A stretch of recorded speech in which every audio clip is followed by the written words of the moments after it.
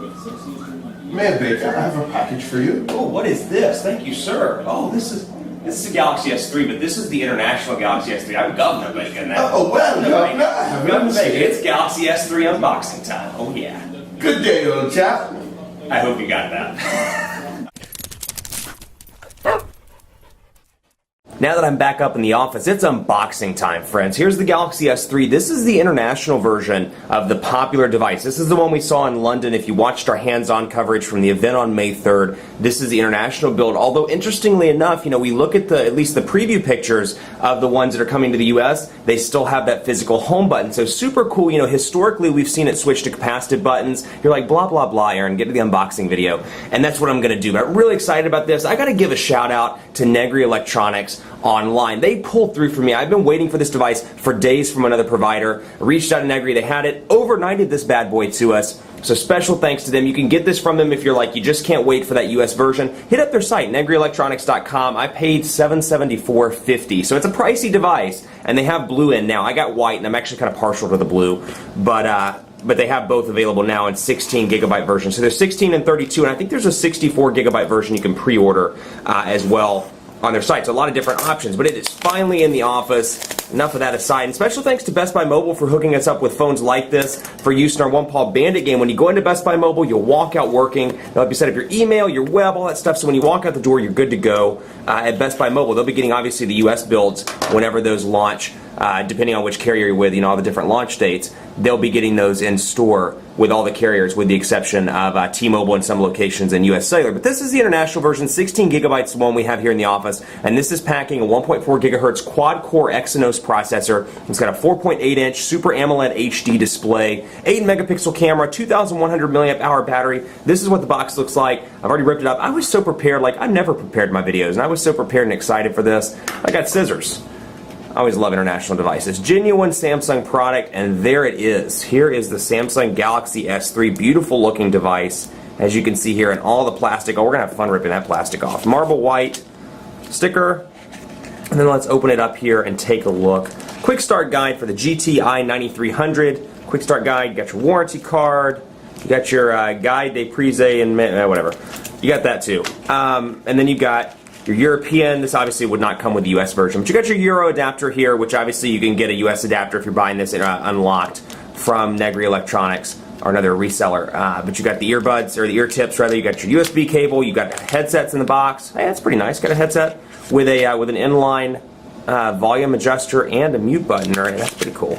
Then you got your big 2,100 milliamp hour battery. Because I like to stick this stuff back in the box, I'll do that later. Never mind. I'm too excited. Let's do this. Let's have some fun. I love international devices. These are always a lot of fun. So obviously, whenever the US versions come out, we'll do in-depth coverage on PhoneDog.com with those as well. But the international one, we're really excited about this one, and you can see the presence of that physical button. So the difference here, quad-core CPU on the international version. You're going to have a Snapdragon S4 CPU on the US-based versions. You're going to have a little bit more RAM on the US-based versions as well. You're going to have 2 gigabytes of RAM as opposed to 1 gigabyte on the international build. So it's interesting, quad-core processor over here, maybe a little bit faster, but less RAM. S4 processor, definitely awesome in its own right, but does not have, or the US version has 2 gigabytes of RAM, which is nice. So we'll do this. I wish I had a SIM card around. That was what I was not prepared for. Man, I thought I was doing well today, but that's okay. We'll put the battery in, SIM card slot, micro SD, micro SIM card slot at that, and then there's our 2,100 milliamp hour battery. We'll close this sucker up.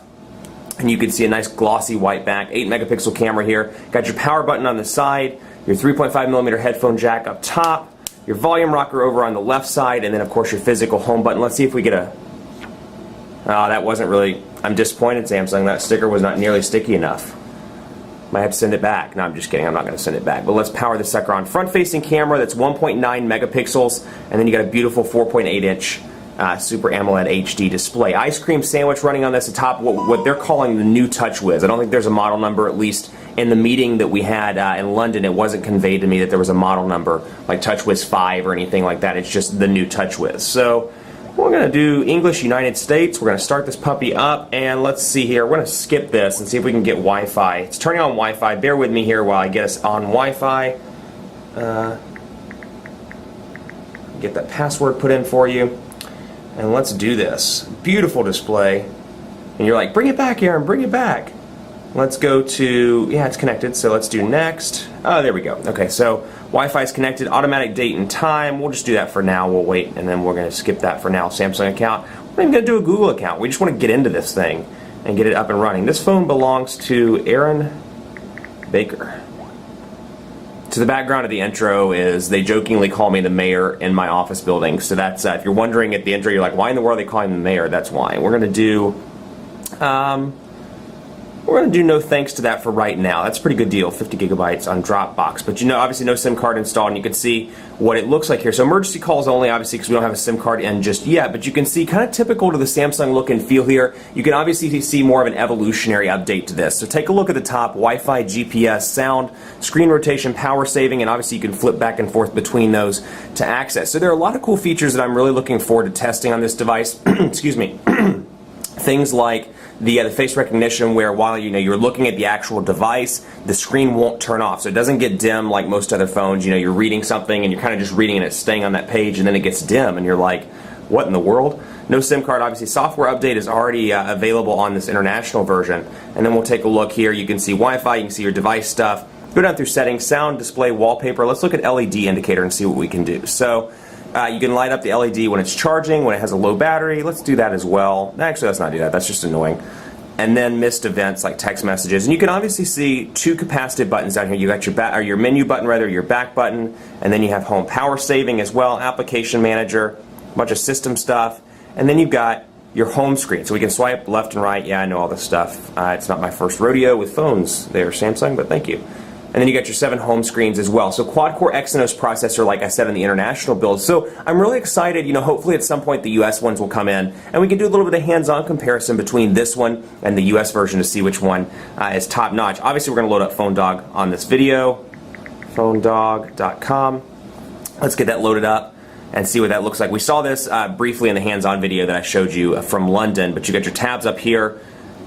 And then over here, you've got your bookmark, your bookmarks, rather, your URL, your stop, and then just incredibly smooth performance, at least from this Exynos powered device. So again, I'm excited to see what it's like when we get the S4 stuff, the S4 powered US builds in the office. But very impressive here. This is obviously the white. It comes in pebble blue as well. And then when it gets to the US, you'll have those colors in addition to AT&T's red, which will come later in the summer, according to the press release. But you've got your web page. Looks absolutely beautiful here. Let's load up a text message and see what it looks like here. Tap the button. It's giving me these nice little tips. Thank you so much. And then you've got a couple of different keyboards. Looks like out of the gate. That looks like, actually that is Samsung's keyboard. Let's see what else. Just Samsung's keyboard out of the gate, but it looks like a more refined Samsung keyboard. So historically, in the past, I've not been a huge fan of Samsung's stock keyboard, but we'll see. We'll definitely give this one a test. Oh no.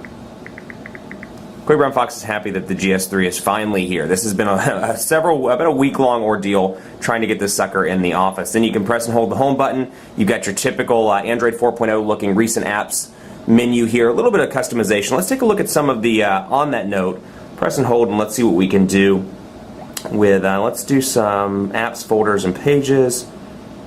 And somebody was asking several weeks ago about folders. There's what the folder looks like. We've got an unnamed folder, and it looks like from there I can add stuff to the folder. So let's see what I can do with, like, bringing stuff down. In the menu, you get All Share Play. This is, of course, an international build. Chat on. You get a couple of different Game Hub, Samsung's Game Hub, more services. You get Music Player, which you can obviously see some of the icons have changed as well. And then you get apps and widgets, easy access. Now, what I like about this, it scrolls between the apps. It doesn't actually scroll over like the Galaxy Nexus directly into the widgets. That's a nice little touch. That was kind of annoyed me. I don't know why. But I can come up here and click on the widgets and then tap and hold, and obviously it'll go into the home screen. So you can see a couple of different ones here. The clock, the digital clock, for example.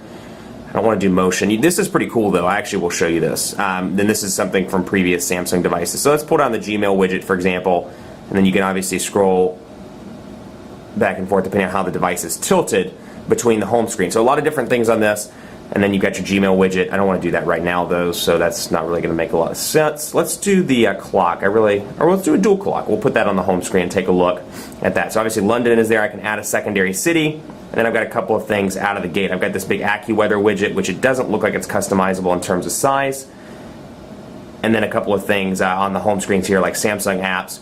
And let's take a look at contacts just to see if anything's changed here, because I didn't get a whole lot of time on the London device to take a look at more of this in-depth stuff. But you can see here, typical ice cream sandwich look and feel in terms of the way the menu pops up. So we can see some different stuff here. Merge with Samsung account, merge with Google, speed dial settings, accounts, and more. And then obviously your phone application is a little bit different as well. You've got video calling, regular calling, and then of course the back button along with this, and this nifty little bubble noise. I like that. It's kind of unique. That'd probably get old after a while though, but you can obviously turn that off. 7 home screens, like I said, and let's see what else we can show off on this bad boy. I don't know why I say bad boy in every single video, but this is a legitimate bad boy. This actually might be an evil boy. We're going to take this to the next level.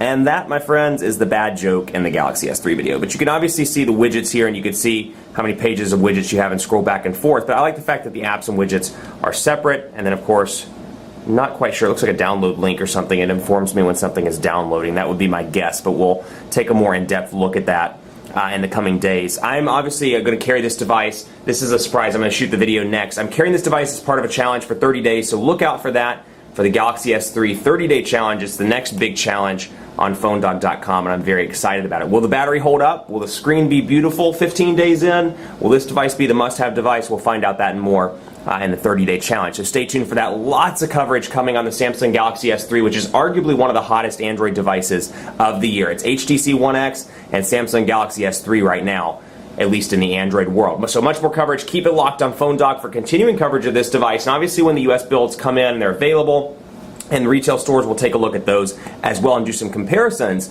between that one and the international build. Keep it locked on PhoneDog.com. Follow me on Twitter. Ask me questions. I'd love to hear from you about the Galaxy S3. PhoneDog_Aaron on Twitter, on Facebook, Facebook.com/PhoneDog, and Facebook.com/PhoneDogAB. Hit me up on Google Plus as well, gplus.to/PhoneDog. And if you have this device, rank it in PhoneDog's official smartphone rankings at PhoneDog.com/rankings. I'm off to play around with this, do some testing, and figure out if this device is the ultimate Android device on the market right now. Thanks for watching. Stay tuned for more coverage on the Samsung Galaxy S3.